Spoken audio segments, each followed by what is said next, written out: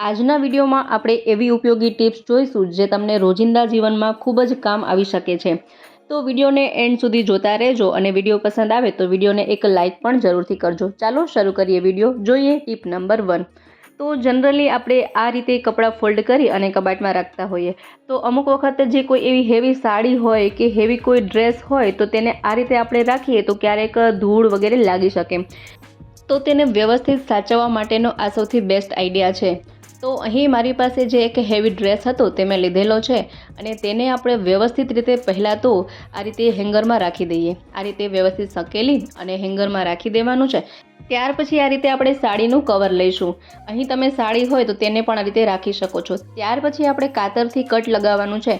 તો જે પ્લાસ્ટિકવાળો પાર્ટ છે ત્યાં આ રીતે કટ નહીં લગાવીએ, પરંતુ તેની સામેની સાઈડ જો આ રીતે જે ક્લોથવાળો પાર્ટ હોય ત્યાં કટ લગાવી અને આ હેંગરમાં જે પણ ડ્રેસ કે સાડી આપણે રાખી છે તેને આ રીતે હેંગર સહિત તે કોથળીમાં આ રીતે રાખી દેવાનું। જો આ રીતે તેમાં અટેચ કરી દેવાનું। ત્યાર પછી આ જે પોલિથીન છે તેની ચેઇન બંધ કરી દઈએ તો આ રીતે તમે વ્યવસ્થિત રીતે કપડાને સાચવી શકો છો। આ રીતે કોઈ પણ હેવી ડ્રેસ હોય કે સાડી હોય તો તેને તમે વ્યવસ્થિત રીતે આ રીતે કવરમાં જ સેટ કરી અને રાખી શકો છો। ક્યારેય પણ તેમાં ધૂળ માટી નહીં લાગે અથવા તો ગંદા પણ નહીં થાય। તો હેવી સૂટ, ડ્રેસ કે સાડી સાચવવા માટેનો આ બેસ્ટ આઈડિયા છે। ત્યાર પછી જોઈએ નેક્સ્ટ આઈડિયા। તો ઘણી વખત આપણી પાસે જે આ ક્લચર હોય તે બગડી જતા હોય અથવા તો થોડા ફોલ્ડ થઈ જાય, તૂટી જતા હોય તો તેને આપણે ફેંકી નથી દેવાના, તેનો પણ આપણે સારો એવો રિયુઝ જોઈ લઈએ।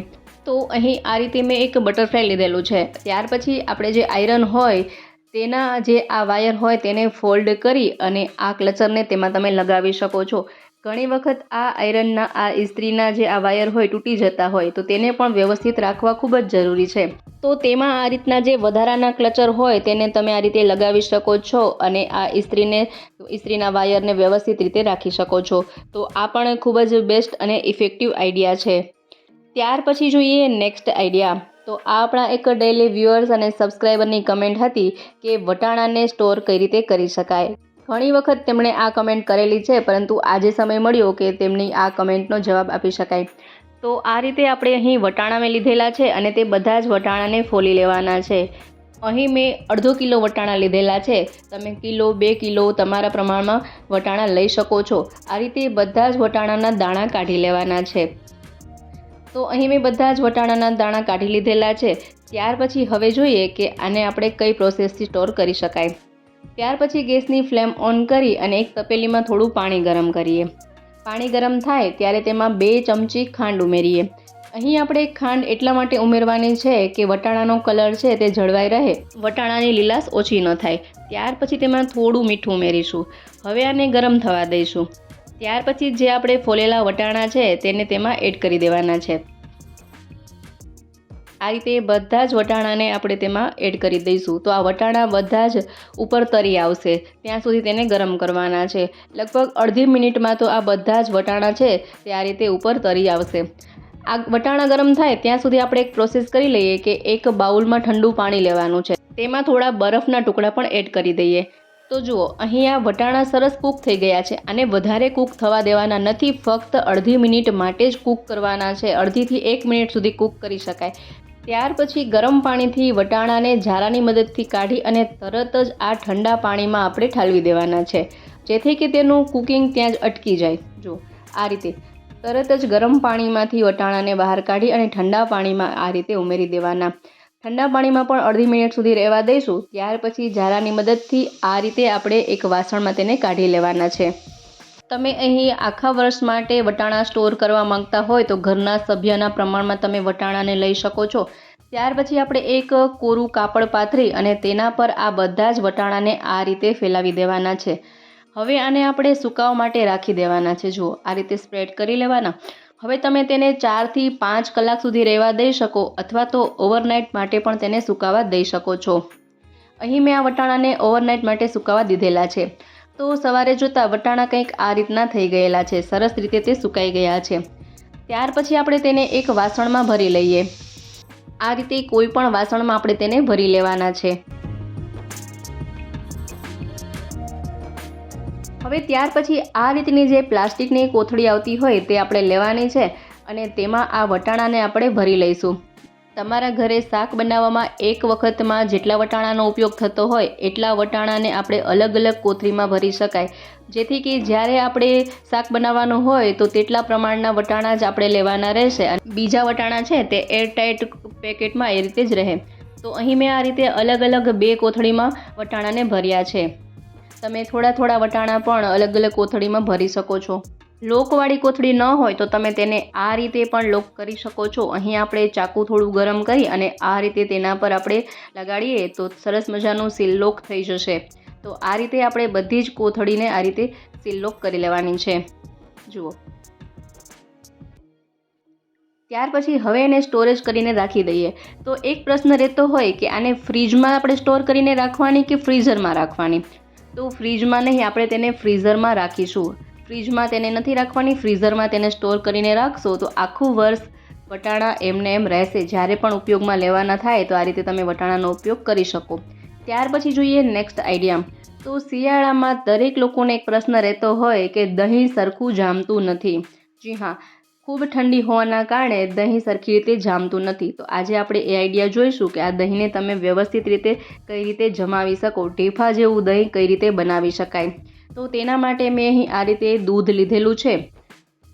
ત્યાર પછી આપણે ગેસની ફ્લેમ ઓન કરી અને આ દૂધને ગરમ કરવાનું છે. પરંતુ ગેસની ફ્લેમ આપણે અહીં સ્લો રાખવાની છે. ધીમા તાપ ઉપર આ દૂધને આપણે ગરમ કરીશું.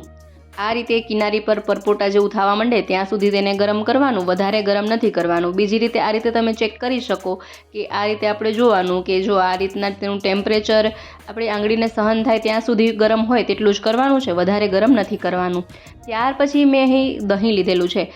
આ નવસેકા ગરમ કરેલા દૂધમાં 1 ચમચી દહીં ઉમેરી દઈશું અને આ રીતે સારી રીતે તેને મિક્સ કરી લેવાનું છે. ત્યાર પછી આપણે આ દૂધને સાઈડમાં રાખી દઈએ અને અહીં મેં કુકર લીધેલું છે. કુકરને આ રીતે આપણે ગરમ કરી લઈએ. તમે કુકરની જગ્યાએ કોઈ પણ વાસણ લઈ શકો છો. તે વાસણને આપણે ગરમ કરી લેવાનું.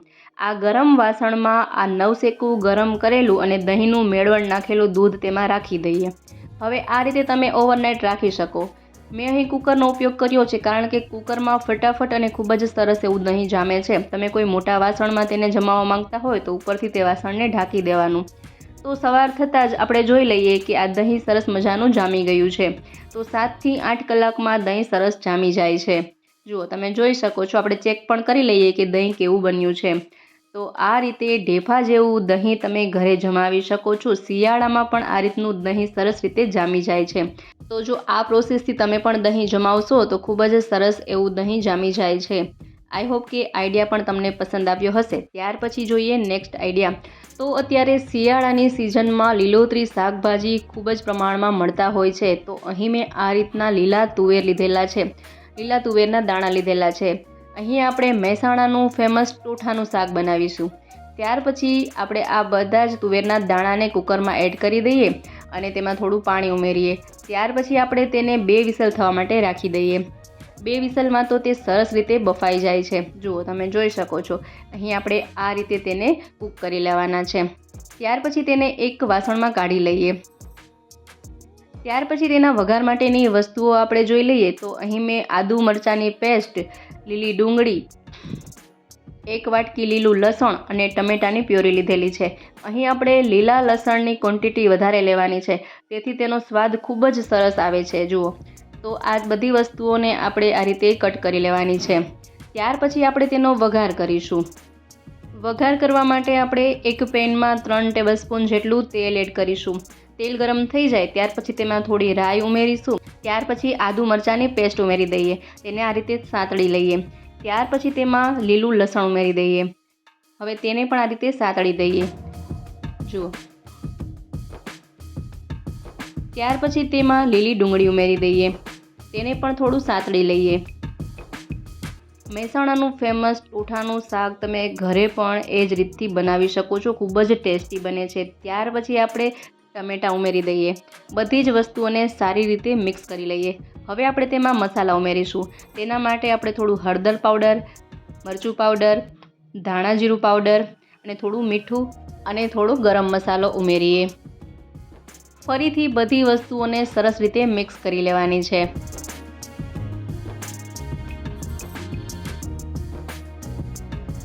હવે આમાંથી જ્યાં સુધી તેલ છૂટું ન પડે ત્યાં સુધી તેને આપણે મિક્સ કરતા રહીએ. તેલ છૂટું પડી જાય ત્યાર પછી તેમાં થોડું પાણી એડ કરીએ.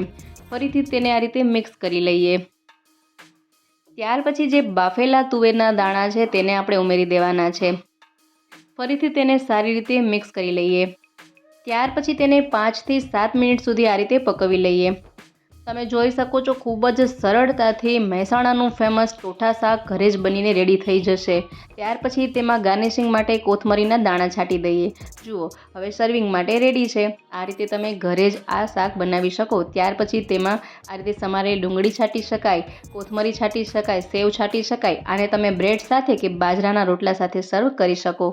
બાજરાના રોટલા સાથે પણ આ શાક ખૂબ જ ટેસ્ટી લાગે છે. એકવાર જરૂરથી બનાવજો. ત્યાર પછી જોઈએ નેક્સ્ટ આઈડિયા. તો દરેકના ઘરમાં આ રીતે દોરાની ખાલી રીંગ વધતી જ હોય છે, તો આપણે તેને ફેંકી દેતા હોઈએ, પરંતુ આજે આપણે તેનો પણ ઉપયોગ જોઈશું. તો આ રીતે આપણે આ રીલમાં આ રીતે ગ્લુગનથી ગ્લુ લગાવી અને 4 આ રીતનું બોક્સ બનાવીએ, 4 રીલને લગાડીએ. ત્યાર પછી વારાફરતી આ રીતે રીલના કોર્નર પર ગ્લુગનથી ગ્લુ લગાવી અને આ રીતે રીલને મૂકતા જઈએ. જો તમારા પાસે ગ્લુગન ના હોય તો અહીં મેં વ્યૂ પ્રોડક્ટમાં ગ્લુગનની લિંક પણ આપેલી છે, ત્યાંથી તમે આ ગ્લુગન ખરીદી શકો છો. જો આ રીતે આપણે રાખી દઈએ.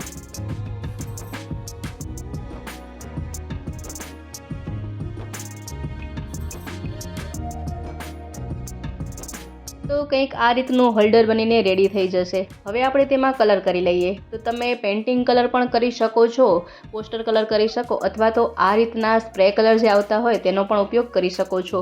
મેં અહીં સ્પ્રે કલરનો ઉપયોગ કર્યો છે. તમારા પાસે જો આ રીતના સ્પ્રે કલર ન હોય અને તમે ખરીદવા માંગતા હોય તો તે મેં વ્યૂ પ્રોડક્ટમાં તેની પણ લિંક આપેલી છે, ત્યાંથી તમે આ કલર પણ ખરીદી શકો છો.